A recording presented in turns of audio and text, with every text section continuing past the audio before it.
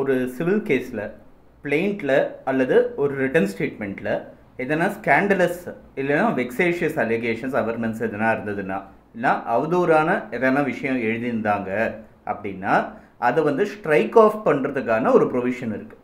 இது வந்து scandalous allegations அவர்மெண்ட்ஸு இல்லைன்னா அப்யூஸ் ஆஃப் ப்ராசஸ் ஆஃப் கோர்ட்டோட ப்ரொசீஜரே நடைமுறையே வந்து அப்யூஸ் பண்ணக்கூடிய அளவுக்கு மோசமான எதனா ஒரு விஷயம் எதனா அவர்மெண்ட் எதனா எழுதியிருந்தது, எதனா ஷரத் எதனா இருந்தது அப்படின்னா அதை மொத்தமாக ஸ்ட்ரைக் ஆஃப் பண்ணுறதுக்கு அடிக்கிறதுக்கான ஒரு வாய்ப்புகள் இருக்குது. இதுக்கான ப்ரொவிஷன் வந்து ஆர்டர் 6 ரூல் 16 சிவில் ப்ரொசீஜர் கோடில் கொடுக்கப்பட்டிருக்கு. ஆர்டர் 6 ரூல் 17ன்றது வந்து அமெண்ட்மெண்ட், அதாவது பிளெயிண்ட்டு இல்லை ரிட்டன் ஸ்டேட்மெண்ட்டை வந்து திருத்தறதுக்கான அமெண்ட்மெண்ட்டுக்கான ஒரு பெட்டிஷன். இதை பற்றி அமெண்ட்மெண்ட்டை பற்றி ஏற்கனவே ஒரு வீடியோவில் நம்ம பார்த்துருக்கோம். ஸோ இப்போ அமெண்ட்மெண்ட்டுக்கும் இதுக்கும் ஒரு டிஃப்ரென்ஸ் இருக்குது. எதிர்த்தரப்பினர் வந்து அந்த பிளெயிண்ட்லேயோ இல்லை ரிட்டன் ஸ்டேட்மெண்ட்லேயோ எதனா தவறான அவதூறான எதனா கருத்துக்களை வந்து பதிவு செஞ்சுருந்தாங்கன்னா அதை ஸ்ட்ரைக் ஆஃப் பண்ணுறதுக்கான சான்சஸ் இருக்குது. அதே மாதிரி வேறு எதனா ஒரு ப்ராசஸ் ஆஃப் தி கோர்ட்டே அப்யூஸ் பண்ணும் விதமாக எதனா ஒரு விஷயம் எதனா இருந்ததுன்னா அதை ஸ்ட்ரைக் ஆஃப் பண்ணுறதுக்கான வாய்ப்புகள் இருக்குது. ஸோ இப்போ இந்த ஆர்டர் 6 ரூல் 16 சிவில் ப்ரொசீஜர் கோடை பற்றி ஒரு சம்மந்தமாக ஒரு கேஸ் ஒன்று இருக்குது. இது ரொம்ப ஒரு முக்கியமான கேஸு. சுப்ரீம் கோர்ட்டில் நடந்தது 2013. Honourable justice M.Y. Iqbal, honourable justice P. Sathasivam அடங்கிய பெஞ்சு அவங்க வந்து கொடுத்த ரொம்ப ஒரு முக்கியமான ஒரு ஜட்ஜ்மெண்ட்டு. ஒரு செக்கர்டு ஹிஸ்ட்ரி இருக்குது இந்த கேஸுக்கு. இந்த கேஸை பற்றி இன்றைக்கி நம்ம பார்க்க போகிறோம், இன்றைக்கி நம்ம ஸ்டடி பண்ண போகிறோம். இந்த light of order 6 rule 16 civil procedure கோடோட லைட்டில் இந்த கேஸை வந்து நம்ம ஸ்டடி பண்ண போகிறோம்.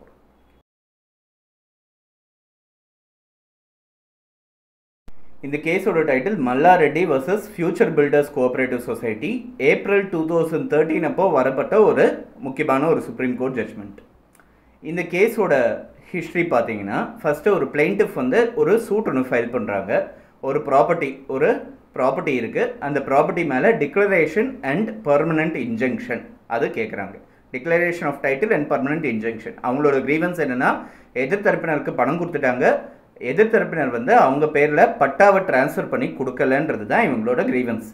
ஸோ இந்த கிரீவன்ஸ் அடிப்படையாக வச்சு இவங்க ஒரு சூட் ஒன்று ஃபைல் பண்ணுறாங்க. டிக்ளரேஷன் அண்ட் பர்மனண்ட் இன்ஜங்ஷன் கேட்டு சூட் ஃபைல் பண்ணுறாங்க. இந்த கேஸ் வந்து கோர்ட்டோட ட்ரையலுக்கு போகும்போது 1995 இந்த கேஸ் ஃபைல் பண்ண உடனே ரிட்டன் ஸ்டேட்மெண்ட் வந்து ஆப்போசிட் பார்ட்டி ஃபைல் பண்ணுறாங்க.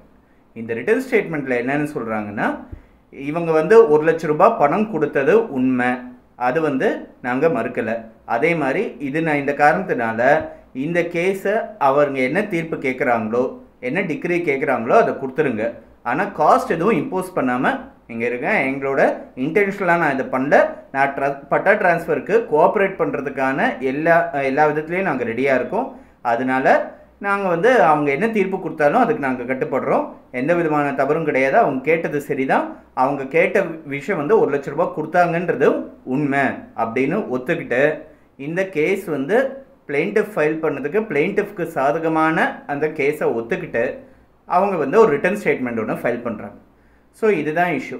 ரிட்டன் ஸ்டேட்மெண்ட் ஃபைல் பண்ணி கொஞ்ச நாள்லேயே ஒரு அப்ளிகேஷன் ஒன்று ஃபைல் பண்ணுறாங்க.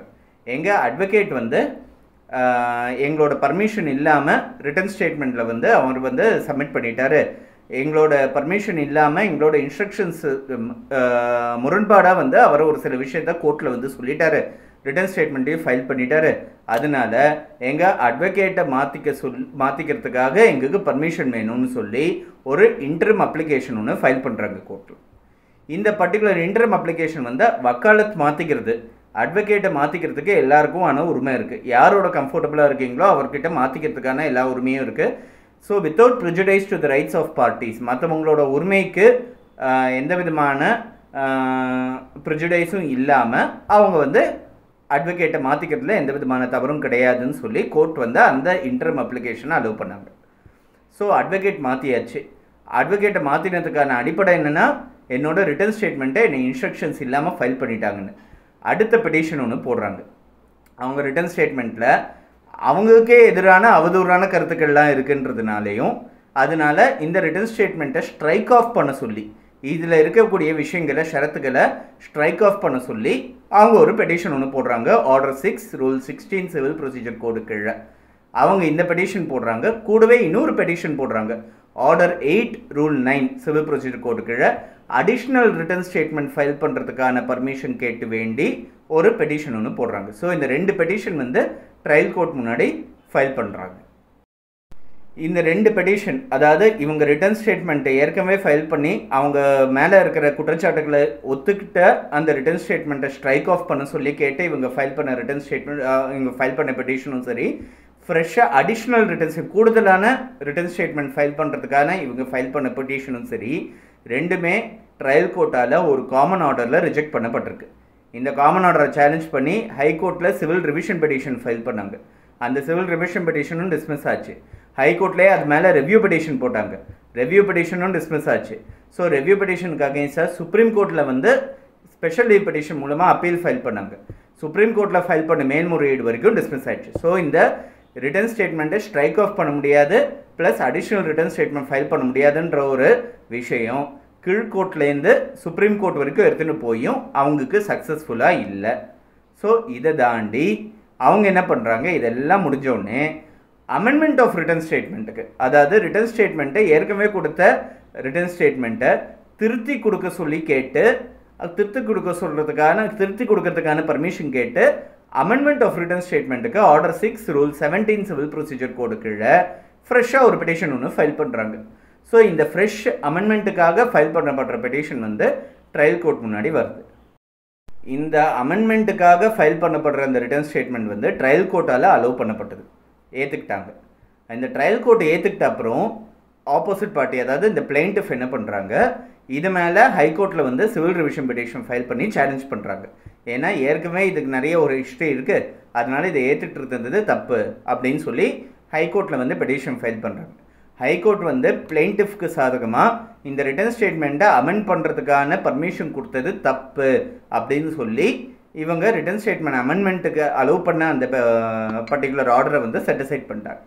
ஸோ இதுக்கு அகைன்ஸ்டாக சுப்ரீம் கோர்ட்டுக்கு வந்திருக்காங்க. அதாவது ஏற்கனவே ஆர்டர் 6 ரூல் 16 கீழே இந்த பெட்டிஷன் ரிட்டர்ன் ஸ்டேட்மெண்ட்டை வந்து ஸ்ட்ரைக் ஆஃப் பண்ணுறதுக்காக ஃபைல் பண்ண பெட்டிஷனும் சரி, அதே மாதிரி order 8 rule 9 additional return statement கூடுதல் ரிட்டர்ன் ஸ்டேட்மெண்ட் ஃபைல் பண்ணுறதுக்காக ஃபைல் பண்ண பெட்டிஷனும் சரி, கீழ்கோர்ட்லேருந்து சுப்ரீம் கோர்ட் வரைக்கும் போய் அவங்களுக்கு சக்ஸஸ்ஃபுல்லாக இல்லாத நிலையில் ஃப்ரெஷ்ஷாக ஆரம்பத்துலேருந்து ஒரு அமெண்ட்மெண்ட் ஆஃப் ரிட்டர்ன் ஸ்டேட்மெண்ட்டுக்காக ஃபைல் பண்ணப்பட்ட ஒரு பெட்டிஷன் வந்து ஹைகோர்ட்டில் வந்து செட்டிசைட் பை டிஸ்மிஸ் ஆகிட்டு அலோவ் பண்ணாமல் இப்போ சுப்ரீம் கோர்ட்டுக்கு கொண்டு வந்திருக்காங்க. ஸோ இதுதான் பொசிஷன் இப்போ. ஸோ சுப்ரீம் கோர்ட் இதை அமெண்ட்மெண்ட்டை அலோவ் பண்ணணுமா வேண்டாமான்றச்சே 2-3 இஷ்யூ வருது. ஒன்று வந்து பிரின்சிபல் ஆஃப் ரெஸ் ஜுடிகேட்டா, அதை பற்றி நான் ஏற்கனவே சொல்லியிருக்கேன். ஃபைனாலிட்டி ஆஃப் தி ஆர்டர், தீர்ப்பாணையின் இறுதித்தன்மை, தீர்ப்பின் இறுதித்தன்மை, அதை பற்றி நான் ஏற்கனவே சொல்லியிருக்கேன். ஒரு ஜட்ஜ்மெண்ட் ஒன்று கொடுத்துருக்காங்க, ஒரு ஆர்டர் ஒன்று கொடுத்துருக்காங்கன்னா அதுக்குன்னு ஒரு இறுதித்தன்மை இருக்குது. அதை திரும்பி மாற்றி கொடுக்கும் விதமாக அதே சப்ஜெக்டில் இன்னொரு பெட்டிஷன் போடுறது தப்பு, ஏற்றுக்க முடியாதுன்றது பிரின்சிபல் ஆஃப் ரெஸ் ஜுடிகேட்டான்றது இருக்குது. ஸோ இந்த ரெஸ் ஜுடிகேட்டான்ற பிரின்சிபல் வந்து இந்த அப்ளிகேஷனில் அப்ளை ஆகுமா, நம்பர் 1 ஒரு கேள்வி இருக்குது. ரெண்டாவது, அமெண்ட்மெண்ட்டை 13 வருஷம் கழிச்சு, ஏன்னா 2013 வந்து amendment of return statement file பண்ணியிருக்காங்க, சுப்ரீம் கோர்ட்டில் வந்து அது லிஸ்ட் ஆகிருக்கு. ஸோ 13 வருஷம் கழிச்சு ஃபைல் பண்ணப்பட்ட அமெண்ட்மெண்ட் பெட்டிஷன் வந்து செல்லுபடி ஆகுமா, அது ரெண்டாவது கேள்வி. ஸோ இந்த மாதிரி நிறைய விஷயங்கள் வந்து எல்லாத்துக்கும் மேலே அமெண்ட்மெண்ட் ஆஃப் ரிட்டர்ன் ஸ்டேட்மெண்ட்டை வந்து ஒட்டு மொத்தமாக அடித்து திருத்தி ஃப்ரெஷ்ஷாக ஒரு ரிட்டர்ன் ஸ்டேட்மெண்ட் கொடுக்கறதுக்கான ரைட் இருக்கா, இல்லை ஒரு சில விஷயங்களை மட்டும் திருத்தறதுக்கான ரைட்டு மட்டும்தான் இருக்கா அப்படின்ற விஷயங்கள்லாம் வந்து சுப்ரீம் கோர்ட் முன்னாடி இந்த கேஸில் டீட்டெயில்டாக டிஸ்கஸ் பண்ணியிருக்காங்க.